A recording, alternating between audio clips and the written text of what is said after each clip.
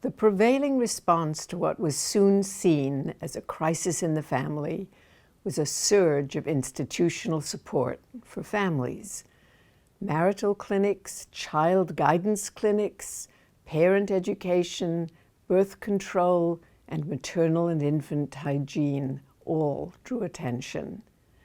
The first marital clinic opened its doors in Los Angeles in 1930, but it was quickly followed by programs in many states that led finally to the National Conference on Family Relations in 1938. All these programs drew attention to the breakdown of traditional family functions. There was, said the expert, only one remaining role for the family: to provide happiness for mates and to raise the young. Traditionalists interpreted this remaining function as a mandate for women to stay in families to help them develop sufficient affective and inner strength to withstand economic buffeting. Changing attitudes turned what had been a joyous discovery of freedom to work for women of the 1920s into a bitter debate over who had the right to a job. The issue was no longer one of individual satisfaction or autonomy, but of how to participate in resolving a larger set of social issues. If there were relatively few jobs to be had, then, went the common wisdom, those jobs should go to those who needed to support families. Married women, it was thought, really had two jobs, and in their households, there were two incomes instead of one shared income. This, thought many, was fundamentally unfair. Married women with working husbands should never be hired. Virulent opposition to married women who earned wages emerged early in the Depression years and spread rapidly. But married women were not the only victims. In some sense, need, as opposed to ambition or work satisfaction or qualifications for the job, was the criterion by which the 1930s measured women who sought to earn wages. A woman who didn't need a job, who didn't need to support a family, should stay at home. But the broad popular consensus agreed that women's work should be conditioned not by her own needs, but by those of her family. The slogan that a woman's place is in the home became once again popular. The wage work of married women, it was thought, would jeopardize family life. It would deny women sufficient time to cultivate womenly arts and to care for their children. Barring the threat of starvation or eviction, women who could not or did not stay home with their children would, it was thought, raise incorrigible truants and thieves. She had an obligation to remain at home, moreover, because venturing into the workforce was selfish, depriving needy women and men of jobs and their husbands of companionship. At least, that was the thought as the idea of economic need rationalized who might legitimately be entitled to work. Predictably, those ideas had economic consequences. Most auto companies by the early part of the 1930s had adopted the Ford Company's plan to pay married working men a $5 a day wage. You'll remember that was a pretty good wage in the 1920s, one sufficient to support a family. Single men might be hired if they had marriage in view or were supporting elderly parents. But the company required wives of those who earned $5 a day to stay at home. This worked fine in a decade of prosperity. When the Ford Motor Company reduced hours for men in the 1930s, some wives decided to find jobs. Not long after, the company simply fired all its female workers. It wanted turnover among women. It paid women less. It could not afford to keep women who, by virtue of seniority, would begin to earn higher wages, neither did it want to pay them a family wage. As a result, it was easier to fire both married and single women. The married women went first.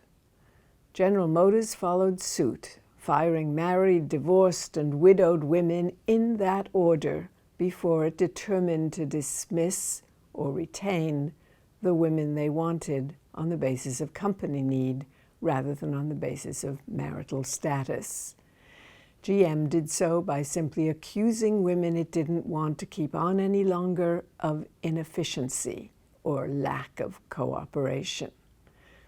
The electrical industry, which had expanded dramatically in the 1920s by employing large numbers of mostly single women, began in 1930 to dismiss women who it deemed to be adequately supported by parents. It dismissed married women as well. One famous set of studies conducted at the Hawthorne plant in Chicago revealed that women argued over the marriage distinction. In the view of women working in the company had an obligation to protect anyone, married or single, responsible for supporting a family. But in fairness, they argued, married women with working husbands should be the first to go. Such a policy was difficult to enforce. Some women who married during the course of their employment simply hid their marriages. A few got divorced or moved into separate residences from their husbands in order to keep their jobs. In 1932, the federal government passed an Economy Act designed to save money. Section 213 of that act argued that in case of retrenchment, employers, including the federal government, should dismiss people whose spouses were employed by the government. The law was ostensibly gender neutral, but in practice, the one spouse designated to lose a job was invariably the lesser earning spouse, almost always the female partner of a male employee. Hundreds of women were in fact dismissed under the Federal Economy Act before Section 213 was rescinded in 1937. In the same years, teachers and government employees at the municipal and state levels were routinely dismissed if they were discovered to be married. Clauses denying municipal governments the right to hire married women prevailed everywhere, and in private industry, this was true too. These policies drew general approval. Informal pressure, especially on married women to give up their jobs, was everywhere to be seen and everywhere admired. The Women's Magazine carried articles from some women who declared, "You can have my job, a feminist discovers her home." Such articles suggested the return of the leisured woman who valued her duties at home above those of wage labor. Harper's Magazine in 1933 published a piece by the critic Norman Cousins, who declared that women were home-minded. They were opposed to anything that tends towards preserving the family against anything that might weaken the family or the traditional unit of our civilization, Cousins argued. Depression unemployment, he argued, could be solved simply by removing the 10 million women then working in the labor force from their jobs. After all, he said, if those 10 million women were fired, there would be 10 million jobs for unemployed men. Of course, he was wrong about this. Men and women simply didn't move smoothly into each other's jobs. But his argument suggests something of the irrational anger that surrounded women who took jobs. In fact, women managed to keep their jobs in much larger numbers than anyone had imagined they would. Despite public policy, women's employment numbers inched up slightly during the Depression. They'd been a little more than 24% of all workers in 1930. By 1940, they had passed 25%. of all workers. And though the wages of both men and women fell in the early Depression years, women's wages did not fall as fast as those of men. Even as the manufacturing sector declined, the sectors that employed women expanded. And this was particularly true in the new federal bureaucracies that were created by the New Deal, as well as in municipal government and other areas.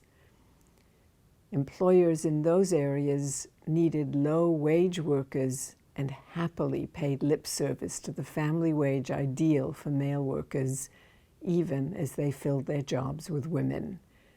And women, for their part, grabbed jobs that they needed in order to support their families.